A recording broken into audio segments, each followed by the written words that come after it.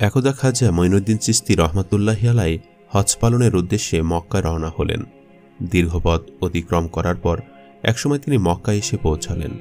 অতঃপর তিনি হজ কার্য শেষ করে মক্কা শরীফ থেকে মদিনা শরীফে আসেন এবং অতি শ্রদ্ধা ভক্তি এবং নম্রতার সাথে হুজুরে পাক রাসূল সাল্লাল্লাহু আলাইহি সাল্লামের মাজার শরীফে হাজির হন। সেখানে পৌঁছে তিনি এক বিস্ময়কর অলৌকিক ঘটনা লক্ষ্য করেন।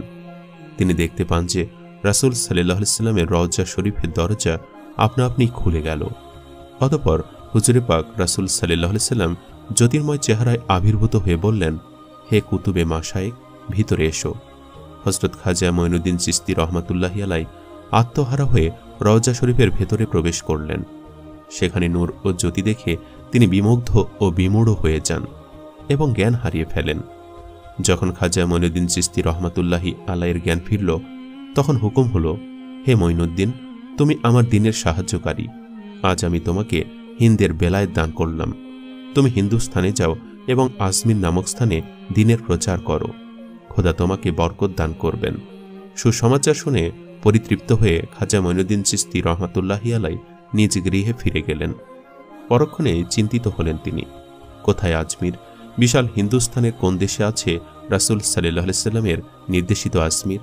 তাই চিন্তিত অবস্থায় তন্দ্রাচ্ছন্ন হয়ে পড়লেন খাজা মঈনুদ্দিন চিশতি রহমাতুল্লাহি আলাইহি।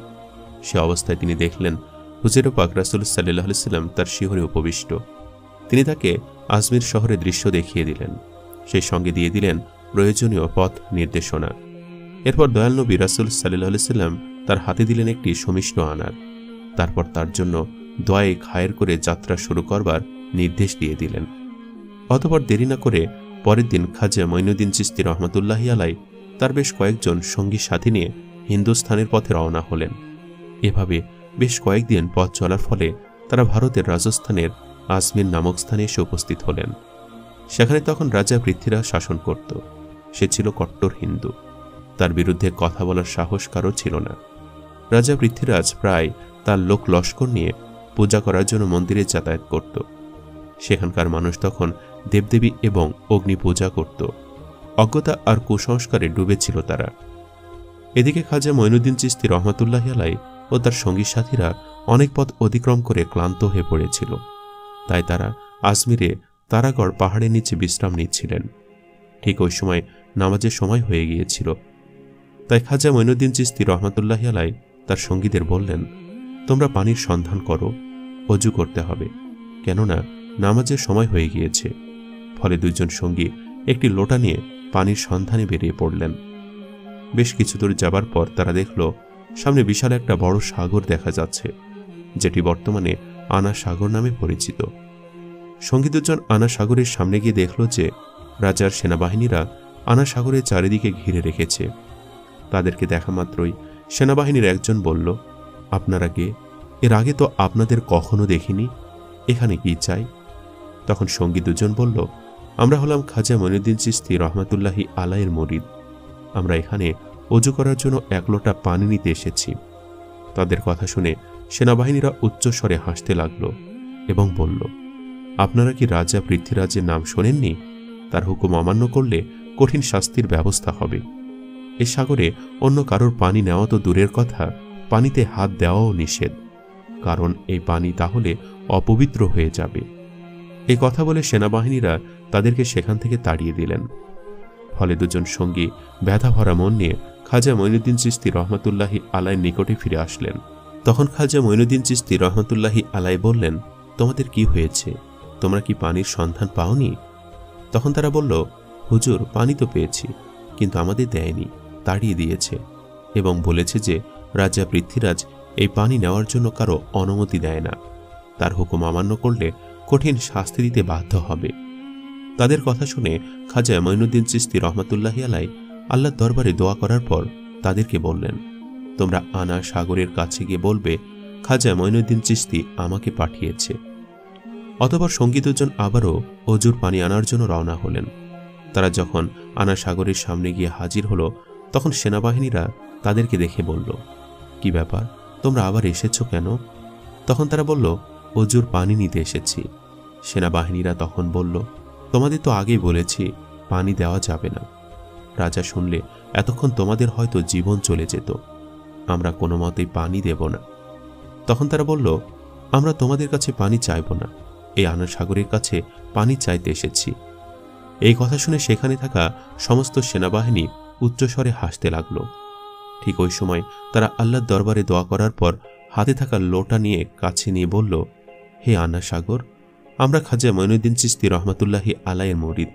খাজা মঈনুদ্দিন চিশতি রহমাতুল্লাহি আলাই আমাদেরকে পাঠিয়েছে পানি আনার জন্য, তাই আল্লাহর হুকুমে এই লোটার মধ্যে চলে এসো। অতঃপর এ কথা বলার সঙ্গে সঙ্গে আনা সাগরের সমস্ত পানি এই লোটার মধ্যে ঢুকে গেল। চোখের সামনে এমন বিস্ময়কর অলৌকিক ঘটনা দেখার পর সেখানে থাকা সমস্ত সেনাবাহিনী অবাক হয়ে গেল। দেরি না করে সাথে সাথে কিছু সেনাবাহিনী কালেমা পড়ে ইসলাম ধর্ম গ্রহণ করলেন, আর কিছু জন ছিল কট্টর হিন্দুত্ববাদী। তাদের মনে হয়েছিল এটি কোনো জাদুর প্রভাব, তাই তারা রাজা পৃথ্বীরাজকে খবর দেওয়ার জন্য দ্রুত রাজদরবারে চলে আসলেন। রাজা পৃথ্বীরাজ তাদেরকে দেখে বললেন, কি ব্যাপার, তোমাদের চোখে মুখে এমন ভয়ের চিহ্ন দেখাচ্ছে কেন?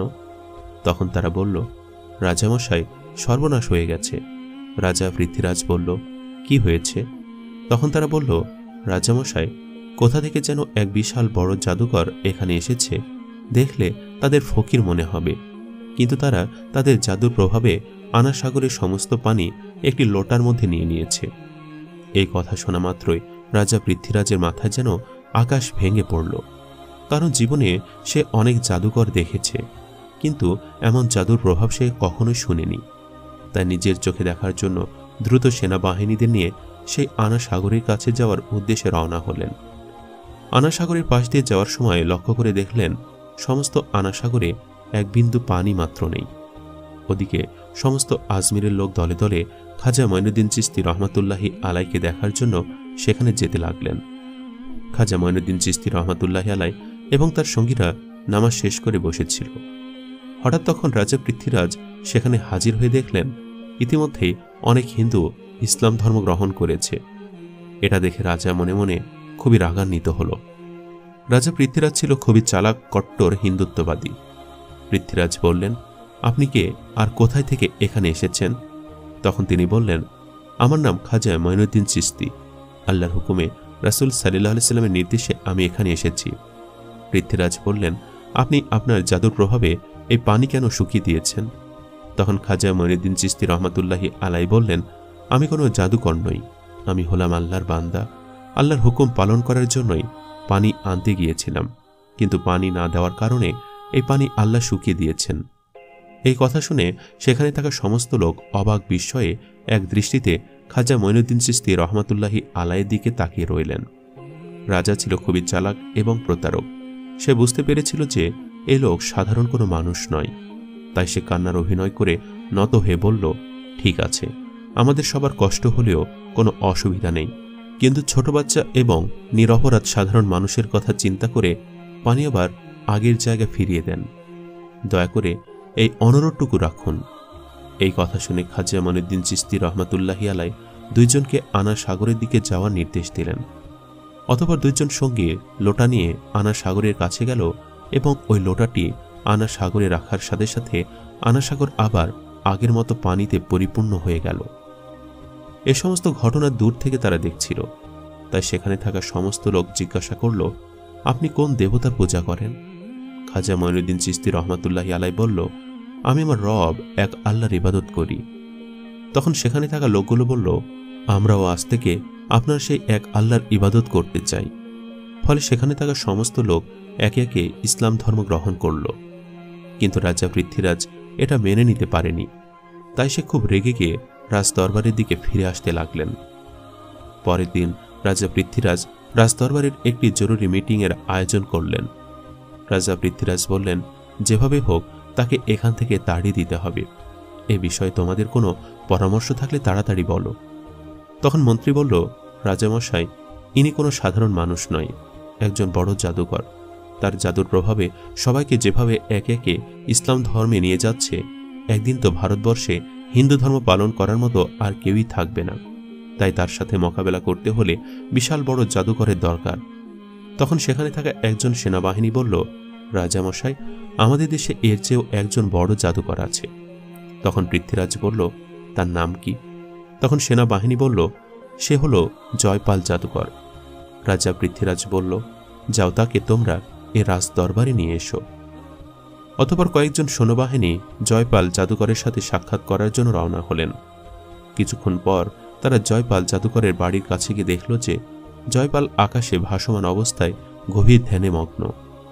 তাদেরকে দেখা মাত্রই নিচে নেমে আসলো এবং বলল, রাজা পাঠিয়েছে তোদের?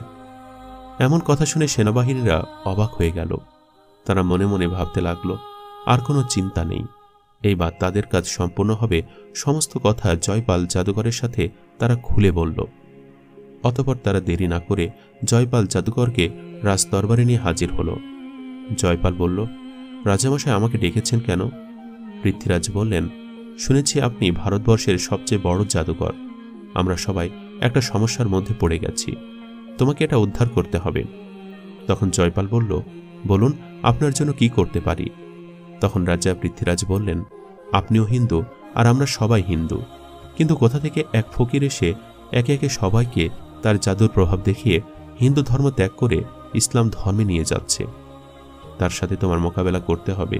তাকে যদি তুমি দেশ থেকে তাড়াতে পারো অথবা একেবারে শেষ করে দিতে পারো, তাহলে তোমার জন্য রয়েছে মহামূল্যবান পুরস্কার। এই কথা শুনে জয়পাল বলল, মহারাজ, আপনি চিন্তা করবেন না। বড় বড় জাদুকর আমার কাছে নতি স্বীকার করেছে, আর ও তো সামান্য একজন ফকির। ওকে শেষ করে তবে আমি তোমার সামনে হাজির হব। অতঃপর আর দেরি না করে জয়পাল জাদুকর তার জাদুর সাহায্যে গরিবে নেওয়াজ খাজা মঈনুদ্দিন চিশতি রহমতুল্লাহি আলাইকে খুঁজতে লাগলেন। কিছুদূর যাওয়ার পর জয়পাল জাদুকর দেখল খাজা মঈনুদ্দিন চিশতি রহমতুল্লাহি আলাই তারাগড় পাহাড়ের একটি পাথরে বসে আল্লাহর ইবাদতে মগ্ন আছে, কোনো দিকে তাকাচ্ছে না। এটা দেখে জয়পাল জাদুকর পেছন দিকে এগিয়ে গেল এবং বলতে লাগল, এই ফকিরকে মারা আমার কাছে তো সামান্য কাজ। আমি পেছন দিক থেকে এসেছি, তাও দেখতে পাইনি। এটা কোনো জাদুকর হলো? এই কথা বলে তার জাদুর প্রভাবে সে পাহাড় থেকে একটি বিশাল বড় পাথর উঠিয়ে যেমনি খাজা মঈনুদ্দিন চিশতি রহমতুল্লাহি আলাইকে চাপা দিতে যাবে, এমন সময় খাজা মঈনুদ্দিন চিশতি বলল, হে তারাগড় পাহাড়ের পাথর, তুমি দেখছো না আমি আল্লাহর ইবাদত করছি?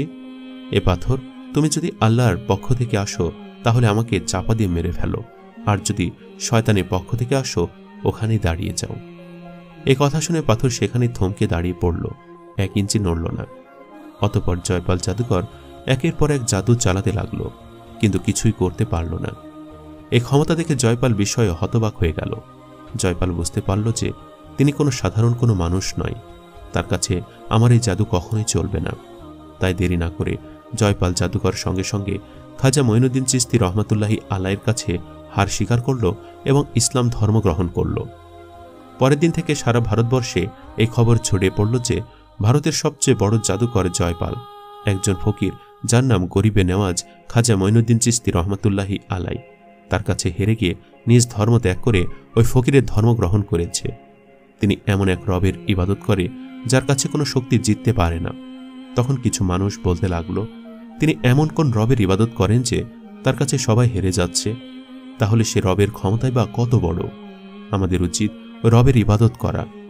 এই কথা বলে দলে দলে সবাই ইসলাম ধর্ম গ্রহণ করার জন্য খাজা মঈনুদ্দিন চিশতি রহমতুল্লাহি আলাইয়ের কাছে যেতে লাগলো। এই খবর পেয়ে রাজা পৃথ্বীরাজ খুবই চিন্তিত হয়ে পড়লেন। তিনি বুঝতে পারছেন না এবার তিনি কি করবেন। তখন মন্ত্রী বলল, রাজামশাই, জয়পাল জাদুকর ইসলাম ধর্ম গ্রহণ করেছে, আরও অনেক মানুষ একে একে ইসলাম ধর্ম গ্রহণ করছে। আমাদের মনে হয় তিনি সাধারণ কোনো মানুষ নয়, তার অনেক ক্ষমতা আছে, তাই তাকে হারানো অসম্ভব এবং তার কথা আমাদের মেনে নেওয়া উচিত। তখন রাজা পৃথ্বীরাজ বলল, এত সহজে আমি হার মেনে নেব না, অতএব তোমরা যাও ওই ফকিরকে এখানে ডেকে নিয়ে আসো। অতঃপর কয়েকজন সেনাবাহিনী খাজা মঈনুদ্দিন চিশতি রহমতুল্লাহি আলাইয়ের কাছে হাজির হয়ে বললেন, রাজামশাই, আপনার সাথে খুবই গুরুত্বপূর্ণ কথা বলার জন্য আপনাকে ডেকেছেন। তখন খাজা মঈনুদ্দিন চিশতি রহমতুল্লাহি আলাই নিজেই রাজা পৃথ্বীরাজের সাথে কথা বলার জন্য বেরিয়ে পড়লেন। এদিকে ওই এলাকার একজন হিন্দু পণ্ডিত ছিল। সে প্রতিদিন পূজা করার জন্য মন্দিরে যেত এবং মূর্তির সামনে দুধ দিত। একদিন তার মেয়ে সে পণ্ডিতকে জিজ্ঞেস করল, বাবা, আপনি যে প্রতিদিন দুধ নিয়ে মন্দিরে যান, আচ্ছা মন্দিরের ওই মূর্তি কি দুধ পান করে? তখন হিন্দু পণ্ডিত বলল, মা, মূর্তি কোনো দুধ পান করে না, ওই মূর্তিগুলোকে আমরা পুজো করি। তখন তার মেয়ে বলল, বাবা, আমি ওই মূর্তির কাছে যাব এবং তাকে দুধ খাইয়ে তবে আসব। মেয়ের কথা শুনে তখন হিন্দু পণ্ডিত বলল, মা, এমন কথা বলতে নেই, সে তো আমাদের ভগবান। মূর্তি কি কখনো দুধ পান করে? তবে মন্দিরে যেদিন কেউ থাকবে না তুমি সেদিন গিয়ে দেখতে পারো। অতঃপর একদিন মেয়েটি দুধ নিয়ে ওই মন্দিরে হাজির হলো এবং ওই মূর্তির সামনে গিয়ে বলল, তুমি তো আমাদের ভগবান, তাহলে নিশ্চয়ই আমার কথা শুনছ। আমি আজ দুধ নিয়ে এসেছি, তুমি এই দুধ পান করে নাও। কিন্তু মূর্তির কাছ থেকে মেয়েটি কোনো উত্তর পেল না। তখন মেয়েটি আবার বলল, কি ব্যাপার, আমার কথা কি শুনতে পাচ্ছ না? তুমি দুধ পান করে নাও, আমি সচক্ষে এটা দেখতে চাই। কিন্তু মূর্তির কাছ থেকে কোনো উত্তর এলো না। তখন মেয়েটি নিজেই মাথা ঢুকে রক্ত ঝরাতে লাগলো এবং জোরে জোরে কাঁদতে লাগলো। ঠিক ওই সময় খাজা মঈনুদ্দিন চিশতি রহমাতুল্লাহি আলাইহি ওই স্থান দিয়ে যাচ্ছিলেন। তাই কান্নার আওয়াজ শুনে তিনি ওই মন্দিরের মধ্যে প্রবেশ করলেন এবং দেখলেন একজন মেয়ের মাথা দিয়ে রক্ত ঝরছে এবং জোরে জোরে ক্রন্দন করছে। তখন খাজা মঈনুদ্দিন চিশতি রহমাতুল্লাহি আলাইহি তাকে জিজ্ঞেস করলেন, মা, তোমার কি হয়েছে? মেয়েটি বলল, দেখো না বাবাজি, আমি দুধ নিয়ে এসেছি এই মূর্তিকে খাওয়াবো বলে, কিন্তু সে কিছুতেই আমার কথা শুনছে না। তখন খাজা মঈনুদ্দিন চিশতি রহমাতুল্লাহি আলাইহি বললেন, মা, মূর্তি কোনো কথা বলতে পারে না এবং খেতেও পারে না। তখন মেয়েটি আবারও নিজের মাথা ঠুকে রক্ত ঝরাতে লাগলো। মেয়েটির এমন ভক্তি দেখে খাজা মঈনুদ্দিন চিশতি রহমাতুল্লাহি আলাইহি অবাক হলেন।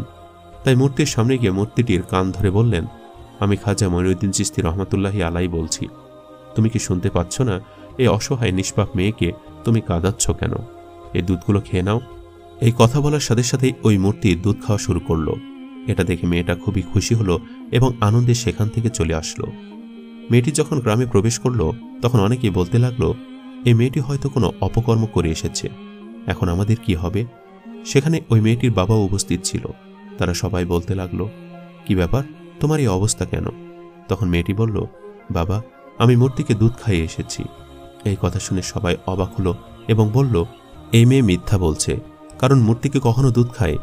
নিজেই অপকর্ম লুকানোর চেষ্টায় আমাদেরকে ধোঁকা দিচ্ছে। মেয়েটি তখন কাঁদতে কাঁদতে বলল, তাহলে শুনুন প্রকৃত ঘটনা কি ঘটেছে।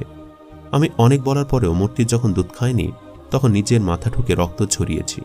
ঠিক ওই সময় এক ফকির বাবা এসে মূর্তির কান ধরে বলল, দুধ খেয়ে নাও। আর সাথে সাথে এই ফকির বাবার কথায় মূর্তি দুধ খাওয়া শুরু করল। তখন সেখানে থাকা সমস্ত লোক আশ্চর্য হয়ে গেল এবং বলল, কে সেই ফকির বাবা? তুমি কি তাকে চিনো? মেয়েটি বলল, আমি ওই ফকির বাবাকে চিনি না, তবে মনে হয় আশেপাশে কোথাও আছে। ফলে তারা সবাই খাজা মঈনুদ্দিন চিশতি রহমাতুল্লাহি আলাইহির সাথে সাক্ষাৎ করার উদ্দেশ্যে বেরিয়ে পড়ল। এদিকে খাজা মঈনুদ্দিন চিশতি রহমাতুল্লাহি আলাইহি ততক্ষণে পৃথ্বীরাজের দরবারে এসে হাজির হলেন। পৃথ্বীরাজ বললেন, হে ফকির বাবা, তুমি কি চাও? খাজা মঈনুদ্দিন চিশতি রহমাতুল্লাহি আলাইহি বললেন, আমি ভারতের মানুষকে অন্ধকার থেকে দূরে সরিয়ে কোরআনের আলো দিয়ে আলোকিত করতে চাই। আমি চাই সবাই কুসংস্কার ছেড়ে তওবা করে আল্লাহর পথে ফিরে আসুক, যিনি সমগ্র পৃথিবীর মালিক, যিনি আখিরাতের মালিক, যিনি বললেই এক নিমিষেই সব হয়ে যায়। আমাদের সবার রিজিকের মালিক, জন্ম মৃত্যু সবকিছু তারই ক্ষমতা। সে মহান আল্লাহ তাআলার ইবাদত করতে চাই, আমি কারো ক্ষতি চাই না। তিনি যখন এসব কথা বলছিলেন ঠিক ওই সময় একজন ইসলাম বিদ্বেষী ব্যক্তি তার আধ্যাত্মিক ক্ষমতা পরীক্ষা করতে এসে বলল, তিনি যদি সত্যিকারের আধ্যাত্মিক শক্তিধর হন তবে পানি থেকে আগুন তৈরি করে দেখান। তখন খাজা মঈনুদ্দিন চিশতি রহমাতুল্লাহি আলাইহি আল্লাহর নাম স্মরণ করে পানির ওপর ফু দিলেন। সঙ্গে সঙ্গে সে পানি থেকে আগুন বের হতে শুরু করল। চোখের সামনে এমন বিস্ময়কর অলৌকিক ঘটনা দেখে ওই ব্যক্তি খাজা মঈনুদ্দিন চিশতি রহমাতুল্লাহি আলাইহির কাছে ক্ষমা চাইলেন এবং তার ক্ষমতায় বিশ্বাসী হয়ে সাথে সাথেই ইসলাম ধর্ম গ্রহণ করেন। ওই সময় এই রাজদরবারের সমস্ত মানুষ সহ রাজা পৃথ্বীরাজও বুঝতে পেরেছিলেন যে এমন আল্লাহওয়ালার সাথে কখনোই মোকাবেলা করা সম্ভব নয়। অনেক অলৌকিক ঘটনা দেখার পর তারা আর দেরি করলেন না, ক্ষমা চাইলেন এবং সঙ্গে সঙ্গে তারা খাজা মঈনুদ্দিন চিশতির হাতে হাত দিয়ে মুরিদ হয়ে গেলেন এবং ইসলাম ধর্ম গ্রহণ করলেন। খাজা মঈনুদ্দিন চিশতি রহমাতুল্লাহি আলাইহি তাদেরকে ক্ষমা করে দিলেন। অতঃপর খাজা মঈনুদ্দিন চিশতি রহমাতুল্লাহি আলাইহি সেখান থেকে চলে গেলেন। অতঃপর খাজা মঈনুদ্দিন চিশতি রহমাতুল্লাহি আলাইহি তার সঙ্গী সাথী সহ তারাগড় পাহাড়ের ওই স্থানে অবস্থান করলেন। একদিন খাজা মঈনুদ্দিন চিশতি রহমাতুল্লাহি আলাইহি যখন আল্লাহর ইবাদতে মগ্ন ছিলেন ঠিক ওই সময় হিন্দু পণ্ডিত সহ ওই লোকগুলো স্থান দিয়ে যাচ্ছিলেন। তখন হিন্দু পণ্ডিতের ওই মেয়েটি বলল, ওই দেখুন, ওই যে ফকির বাবা বসে আছে, ওই ফকির বাবার কথায় মূর্তি দুধ খেয়েছিল। তখন তারা একে একে সবাই খাজা মঈনুদ্দিন চিশতি রহমাতুল্লাহি আলাইয়ের কাছে হাজির হলেন এবং বললেন, হে ফকির বাবা, আপনি কে, আর আপনি কোন এমন জাদু জানেন যে আপনার কথায় মূর্তি দুধ খেয়েছে? তাদের কথা শুনে খাজা মঈনুদ্দিন চিশতি রহমাতুল্লাহি আলাই বললেন, আমি তো আল্লাহর এক বান্দা, আমার কথায় কিছুই হয় না, আমার আল্লাহ যা বলে তাই হয়ে যায়, আমি সেই আল্লাহর ইবাদত করি। তখন তারা বলল, আমরা আজ থেকে সেই আল্লাহর ইবাদত করতে চাই, আমাদেরকে ইসলাম ধর্ম গ্রহণ করিয়া দিন। অতঃপর তারা সকলেই ইসলাম ধর্ম গ্রহণ করলেন। এ ঘটনার কয়েকদিন পর খাজা মঈনুদ্দিন চিশতি রহমাতুল্লাহি আলাই সেখানকার একটি জঙ্গলের মধ্য দিয়ে যাচ্ছিলেন। যাওয়ার সময় দূরে লক্ষ্য করে দেখলেন কয়েকজন হিন্দু পণ্ডিত এবং সেখানে থাকা বিভিন্ন লোকজন অগ্নি পূজা করছে।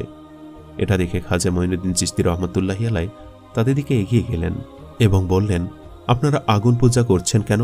এই আগুন আপনাদের কি উপকার করে? তখন তারা বলল, এই আগুন হলো আমাদের খোদা, মৃত্যুর পরে নরকের আগুন থেকে মুক্তি পাওয়ার জন্য আগুন পূজা করছি।